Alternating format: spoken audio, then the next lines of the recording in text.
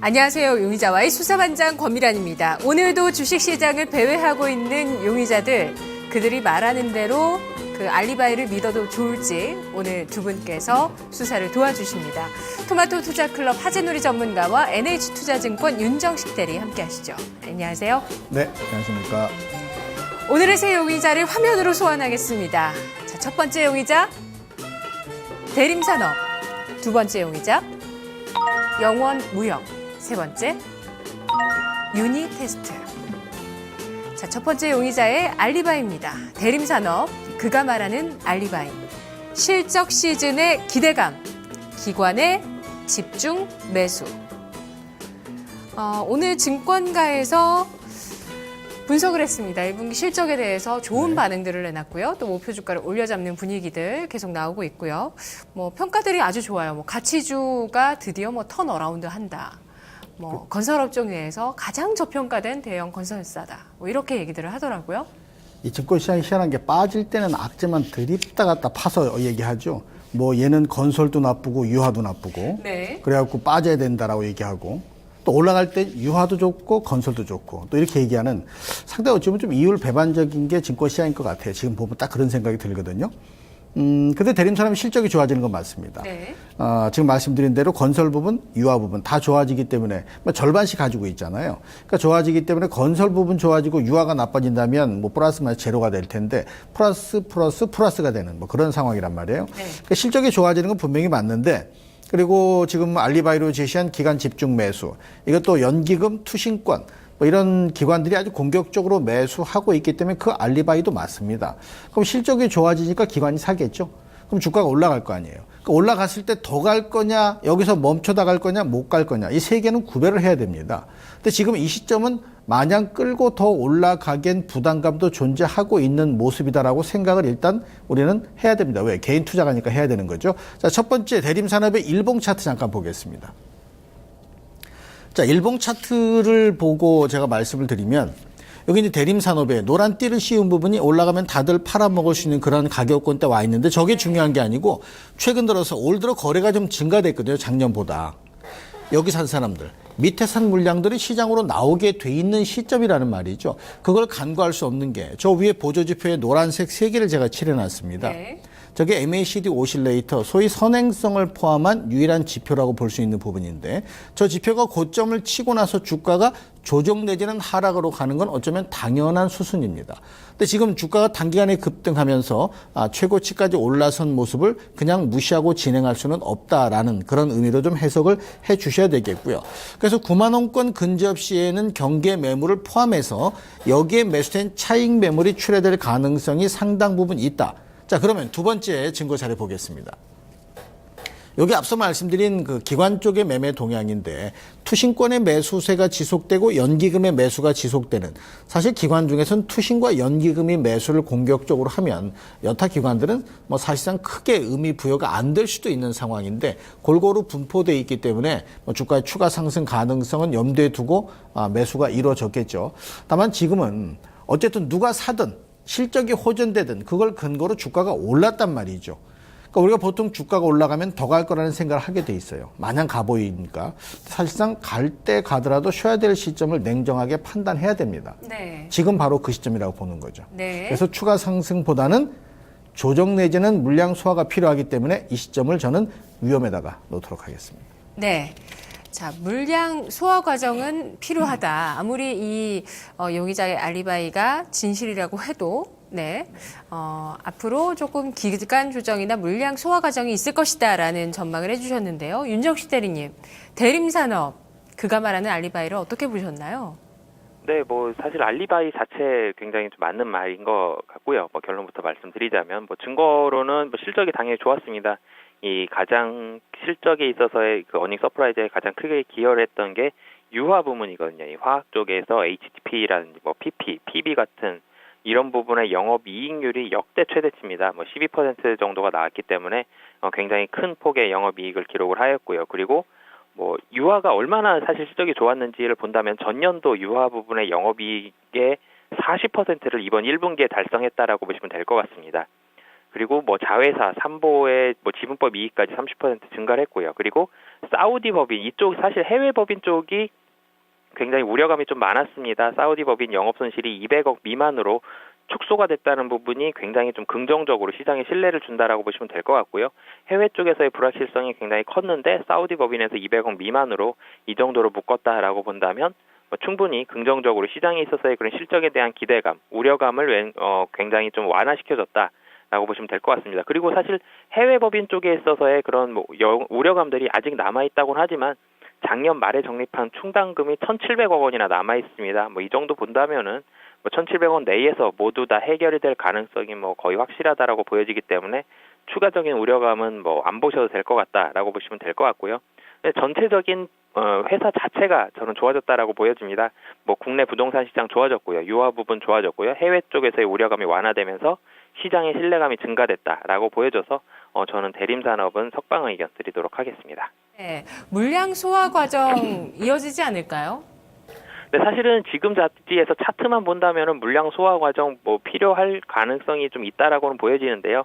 여기서의 하락은 사실 쉽진 않아 보입니다. 그리고 여기서 다시 한번 위로 올라가게 된다면 또 빠른 속도로 지금 7만 원에서 8만 5천 원까지 올라온 빠른 속도로 올라온 게 물량이 없었거든요. 근데 8만 5천 원 자리만 지나가게 되면 여기선 또 다시 한번 또 빠르게 올라갈 수 있기 때문에 물량 소화 과정이 있게 되더라도 시간은 오래 걸리지 않을 것이다라는 그런 의견입니다.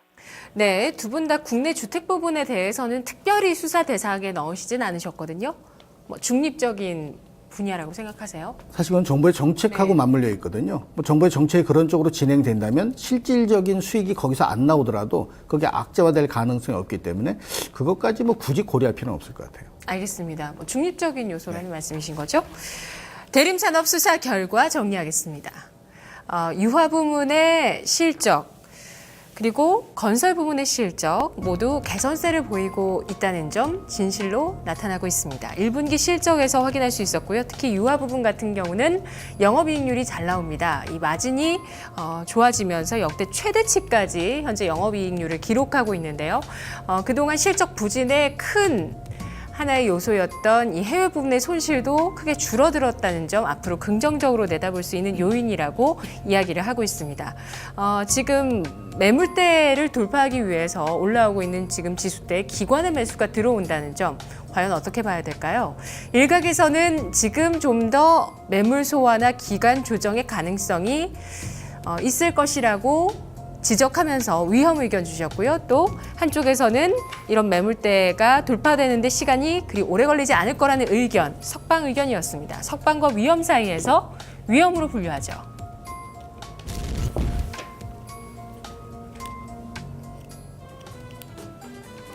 다음 두 번째 용의자 수사하겠습니다. 두 번째 용의자 영원무역. 그가 말하는 알리바이는 사업 다각화로 실적 성장이 기대된다. 목표 주가를 상향한다. 네, 실적이 좋은 용의자였죠. 계속해서.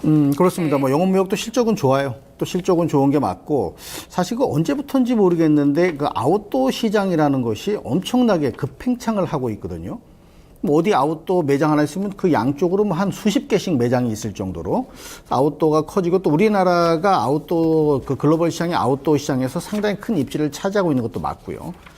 그러면 영업무역 같은 경우는 국내 시장뿐 아니라 글로벌 시장에 브랜드돼서 또 OEM 관련된 부분도 실적이 호전될 수 있는 기본적인 시장이 넓혀지는 것에 부합되는 실적은 분명히 나올 수 있는 부분이고요. 이런 것들은 아마 이제 기관들이 가만히 두질 않죠. 실적이 호전된다면. 그래서 연기금의 꾸준한 매수세가 유입되는 것이 어쩌면 수급적인 면에서는 가장 바람직한 그런 모습일 겁니다. 네. 연기금이 샀다 팔았다를 하기보다는 오히려 꾸준하게 사서 올라가는 것을 차익으로 챙기는 그런 어떤 스타일을 가지고 있다는 것도 이 종목의 수급이 연기금이라는 데 의미 부여가 될 수 있는데요. 지금 현재 주가 움직임이 역시 앞서 말씀드렸던 대림산업처럼 고점에서 윗꼬리를 달게 되면 이거 경계 신호 가능성으로도 해석을 분명히 해야 되거든요. 네. 그러니까 영업무역의 연기금 매수가 어느 정도인지 일단 증거 자료 보도록 하겠습니다. 실적이 호전되고 또 글로벌 시장의 지배력이 강화되고 이런 모습 분명히 맞는데 3월 중순 이후에 계속된 순매수를 보이는 게 이게 연기금이거든요. 그러니까 매수를 지속적으로 한다는 건 이에 대해서 뭔가 분석하고 파악했다는 얘기인데 그 기반은 아무래도 실적 호전이라고 하는 것에 가장 큰 역할을 하고 있을 거고요. 자, 두 번째 증거 자료 보겠습니다. 이게 지금 현재 주가입니다. 주가가 사실 많이 올랐다기보다는 양봉을 치면서 계속 올랐기 때문에 물린 사람보다는 어느 정도 수익을 실현시킬 수 있는 투자자들이 존재하는데 생각보다 거량이 증가 안 돼 있거든요. 그러니까 거량이 증가 안 돼 있다라고 하는 것은 반등 시 물량이 나오면 맥없이 밀릴 수 있는 거죠. 매수세가 적극성을 띠기가 부담스러우니까. 이게 장중에 캡처된 부분인데 몸통과 윗꼬리가 지금 현재 주가가 얼마인지 모르겠습니다만 한 6% 정도 상승됐던 그 부분이었는데 몸통과 꼬리가 절반씩 이루어졌다면은 네. 이 몸통 위로 상당 부분 경계 매물이나 차익 매물이 나왔다는 얘기거든요. 상승폭이 지금 이때보다 더 줄었어요. 더 현재는 줄었죠. 5.5% 상승이네요. 그럼 역시 윗꼬리에 대한 부담감이 커지게 네. 되면은 우리가 수학적으로 볼 때 가분수 이거 되면 좀 무겁잖아요. 그러니까 그런 상황으로 봐야 되는 모습이기 때문에 여기서 이걸 따라가서 매수한다? 이거는 실적에 대한 기대감이 존재한다 하더라도 네. 한 템포 아니면 적어도 두 템포 쉬고 나서 수급이 그대로 유지될 때 아니면 물량이 소화돼서 거래가 증가될 때 네. 이런 근거를 확인하고 들어서는 게 맞기 때문에 이 종목도 역시 저는 위험에다가 놓도록 하겠습니다. 네, 윤정식 대리님. 영업무역이 알리바이로 제시하고 있는 것이 사업 다각화입니다. 이 부분에서 긍정적인 점수를 줄 수 있을까요?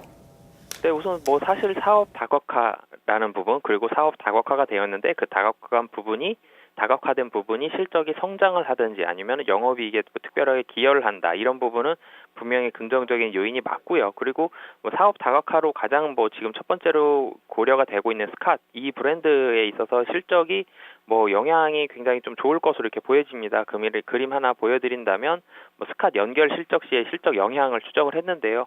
뭐 긍정적으로 작용을 하고 있고요.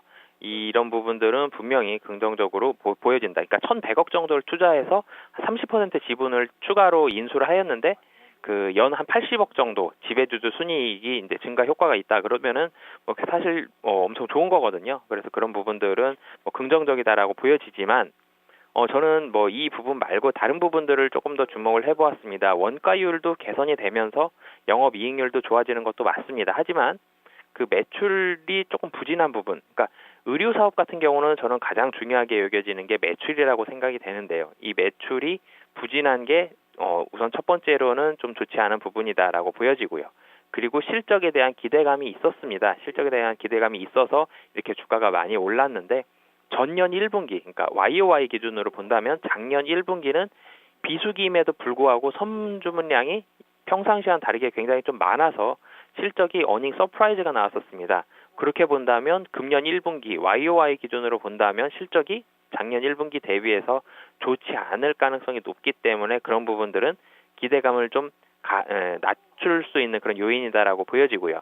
그리고 매출액 자체가 전년 수준 정도에서 그칠 것이다라는 부분들은 영업무역의 성장성이 어느 정도는 좀 부담이 되지 않느냐라는 그런 부분들도 가지고 있습니다. 그리고 최근에 수급적으로 가장 영업무역에 대해서 기여를 많이 했던 게 연기금인데 이 연기금이 뭐 지속적으로 사고 있습니다. 하지만 연기금의 비중이 이제 10%가 넘었습니다. 그렇게 본다면 10% 이상에서는 연기금도 추가적인 순매수는 이렇게 공격적으로 들어올 가능성은 점점 낮아진다라는 판단하에 저는 영업무역을 위험으로 분류하도록 하겠습니다.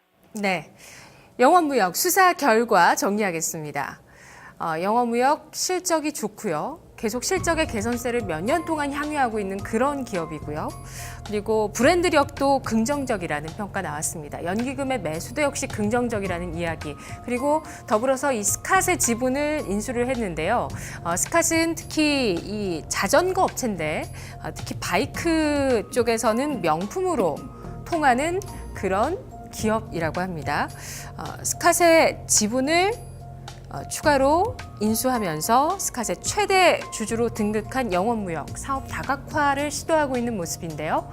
그동안 실적이 개선되고 성장돼 왔지만 이제는 그러한 기대감을 조금 반감시킬 수 있는 성장률 둔화라든지 연기금의 매수가 둔화될 수 있을 만한 어떤 한계치에 조금 와 있다는 인식을 두 분 모두 해주셨습니다. 거래 대금과 또 전년 상반기가 워낙 실적이 좋았기 때문에 기저 부담에 대한 부분들, 증거 불충분 요인으로 두 분이 각각 제시를 해주셨고요. 영업무역 따라서 위험으로, 이구동성으로 위험으로 분류를 해주셨습니다. 세 번째 용의자는 유니테스트인데요. 유니테스트 수사해 보겠습니다. 그가 말하는 알리바이는 테스트 장비 시장 가파른 성장세 전고점 돌파 기대된다. 네, 반도체 장비죠. 네. 네. 테스트 장비 시장 가파른 성장세 맞고요. 또 거기에 따라서 이 회사가 앞으로 계속해서 그 근거를 가지고 수익을 확보할 가능성도 분명히 맞습니다. 자, 오늘 종목들은 대부분 다 실적에 대한 조건식들이 맞아지는 종목들은 맞고 네. 거기엔 또 공감할 수 있는 조건들이 분명히 수치로 나와요. 네. 근데 중요한 건 뭐냐면 이 종목 같은 경우는 어떤 종목이나 마찬가지지만은 실적이 호전된다면 누군가 매수를 해서 주가를 끌어올리잖아요. 근데 그 누군가라는 것이 산발적인 것보다는 특정 매수세, 연기금, 투신, 외국인 뭐 이렇게 어떤 특정 매수세의 적극성이 있어야 주가 상승세가 지속성을 보이거든요. 네. 근데 유니테스트 같은 경우는 수급 세력 자체가 좀 미흡한 부분이 있고 또 지금 현재 시점에서 보게 되면은 기술적으로 거래량이 증가돼야 될 시점이에요. 거래가 많이 증가 안 되면 그럼 여기서 머뭇댈 수밖에 없는 상황입니다. 실적이 호전됐다 할지라도. 자, 그렇다면은 지금 요 시점에서 주가 일봉 차트를 먼저 증거 자료 잠깐 좀 보도록 하죠. 자, 일봉 자료를 보게 되면은 이게 주가가 지금 거의 3개월 이상 횡보세 국면 속에서 진행이 되는데 제가 노란 원을 4개를 그려놨습니다. 이 차트는 우리가 이제 일반적으로 보는 뭐 그러한 그 차트 모양보다는 좀 다른 캔들 볼륨 차트인데요. 자, 캔들 볼륨 차트에서 4개의 원을 그린 그 일봉에 보게 되면 거래가 증가되어 있거든요. 근데 실질적으로 이러한 캔들, 그 캔들 볼륨 차트가 볼륨으로 옆으로 볼륨이 돼 있는 그 상황이 치고 나가기 위해서는 반드시 이 마지막 거래가 앞에 거래에서 가장 큰 거래를 치고 넘어야 되는데 아직 넘어서기는 상당히 거래감이 있습니다. 이 거리감이 있다는 것은 지금 치고 나가기가 만만치 않은 상황이다라는 거죠. 수급적인 면에서. 그렇다면 치고 나가기가 여의치 않다면은 수급 세력이 존재하면 그걸 커버할 수 있는데 두 번째 증거 자료 보겠습니다. 수급 세력이 존재하면 그런 것이 커버가 되는데 요 파란색은 개인입니다. 요 뒤에 요 위에 녹색이 기관이고 밑에 게 외국인인데 기관 외국인은 매수로서 접근이 아직 없어요. 개인들의 매수가 늘어나고는 있지만 그래서 일단 수급적인 면이 없다면 앞서 말씀드렸던 그 부분이 희석될 가능성이 작다는 거죠. 자, 세 번째 증거 자료 보겠습니다.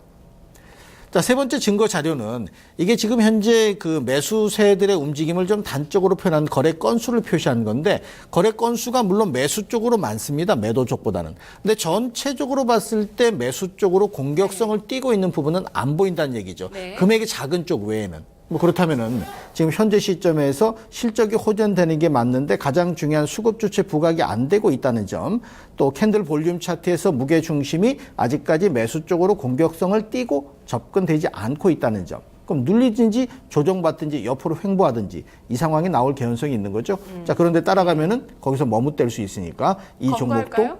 역시 검거하면 아마 유니테스트가 실적 좋다고 또 바짝 우길지도 모르니까요. 검거는 안 될 것 같고 위험에다 놓도록 하겠습니다. 네. 실적 개선세의 어떤 가시성은 분명히 있다고 판단을 하시는 것 같네요. 윤정식 대리님, 유니테스트 어떻게 보셨는지 증거 수집해 주시죠. 네, 우선 유니테스트 회사의 주가가 작년 가을부터 해서 많이 올라왔습니다. 2,000원 부근에서 13,000, 금일 지금 600원까지 빠른 속도로 올라왔는데 반도체의 호황이 가장 결정적으로 작용을 하였고요. 그래서 수주 잔고가 얼마나 돼 있는지를 살펴본다면 뭐 금일 나온 그 나냐테크와 43억 이 부분을 제외를 하더라도 3월 말까지 650억 정도의 수주 잔고가 있습니다. 작년 1년 매출이 625억인데 지금 현재 잔고가 확보되어 있는 것만 650억입니다. 그렇다면 실적은 당연히 굉장히 좋아질 것으로 이렇게 보여지죠. 그리고 금년 뭐 전체적으로 금년 1년간의 그 컨센서스는 뭐 적어도 1,200억 정도를 예상을 하고 있기 때문에 뭐 큰 폭으로 영업이익도 뭐 작년 대비해서 한 3, 4배 이상 올라갈 것으로 이렇게 보여집니다.